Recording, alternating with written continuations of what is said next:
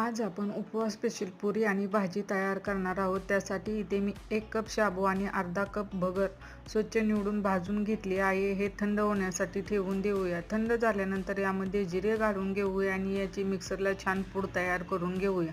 हे पहा, इथे आपण पूड तयार करून घेतली आहे. त्यामध्ये 1 किसलेले बटाटे घालूया, चवीपुरती मीठ घालूया आणि गरम पाण्याने याचा गोळा तयार करून मुरण्यासाठी ठेवूया. इथे मी पॅनमध्ये तेल गरम करून घेतले आहे. त्यामध्ये जिरे आणि थोडीशी मिरची परतवून घेऊया. शिजलेले बटाटे घालूया. वरून शेंगदाण्याचे कूट आणि चवीपुरते मीठ घालून छान मिक्स करून झाकण ठेवून 5 मिनिटं वाफ देऊया. इथे आपले पुरीचे पीठ ही छान सेट झाले आहे. हाताला तेल लावून घेऊया आणि हातावरतीच या पुऱ्या थापून घ्यायच्या आहेत. तुम्ही कागदावरतीही थापून घेऊ शकता. कढईमध्ये तेल गरम करून घेतले आहे. त्यामध्ये ही पुरी सोडून घेऊया आणि छान खरपूस दोन्ही साईडने भाजून घेऊया. तयार आहे उपवास स्पेशल पुरी आणि भाजी.